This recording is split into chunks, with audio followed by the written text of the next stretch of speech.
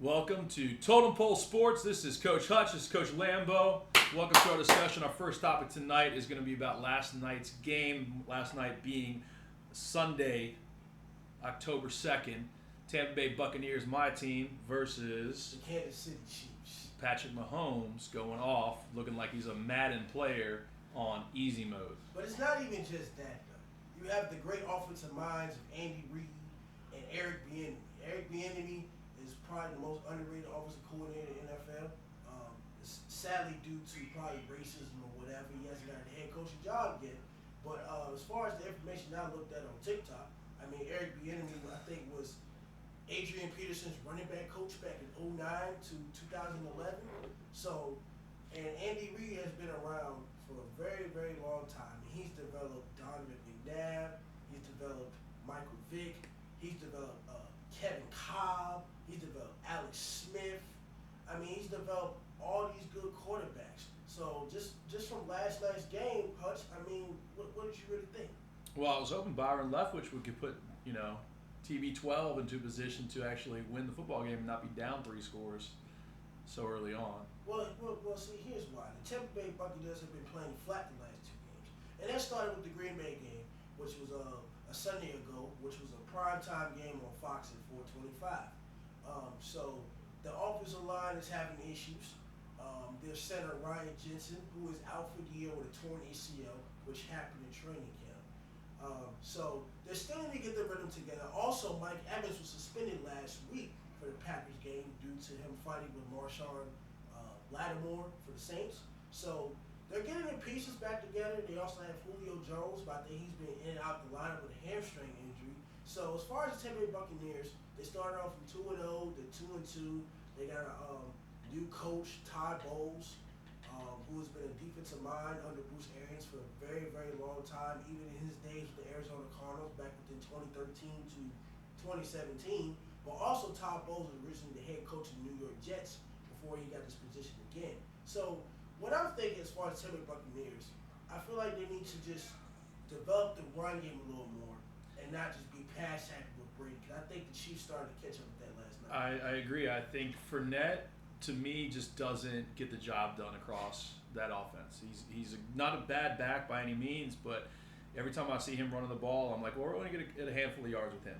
You mentioned Julio Jones. We got Chris Godwin, Cameron Brate, and, of course, Mike Evans. Probably one of the best, if not the best receiver in the league, but underutilized.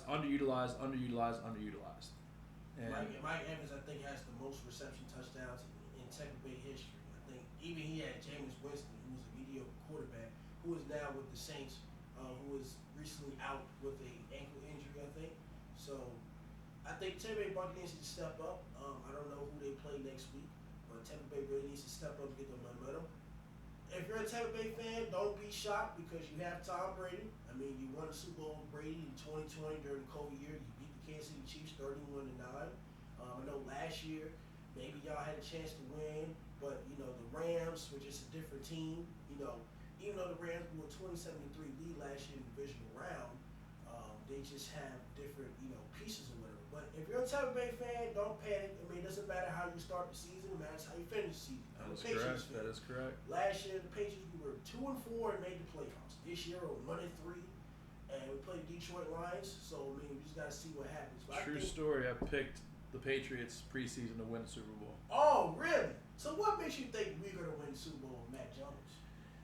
I just think across, again, how many weapons that team has, it's not about any one player. Same thing even with Tampa Bay and Tom Brady. It's not about any one player. It's about a sum of all parts. If you've got the players to win, you can win. The league is unpredictable. You see it every single week. Teams upsetting, teams not doing well, teams going off and going crazy every single week.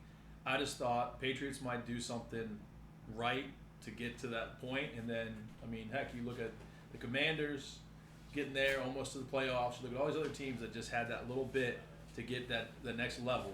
Next thing you know, Patriots might be there. Plus, it was like plus 1,600. I'm not going to say no to that. Well, I mean, I do a little bit of betting on FanDuel and DraftKings, not as of lately, but I hate to bet on my team.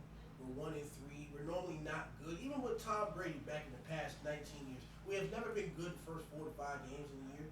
And Bill Belichick does say we do try the first 4 games. So, I mean, fans that say we try to lose the first 4 games. I'm a competitor. I used to be a football player, and I'm a coach at LC Bird along with Coach Hutch as well. I'm a competitive guy. I'm competitive when it comes to the Patriots. Now, I know people in the past have told me the Patriots don't care about you. I've been a diehard Patriots fan since 2005. The first game I watched was the 2006 AFC Championship game, Tom Brady versus Peyton Manning. The game was in Indianapolis, all right, AFC Championship game. We was up 21-3. We were up 18 points. And I remember, sometimes, at night I could be chilling by myself watching YouTube. I watched that game twice.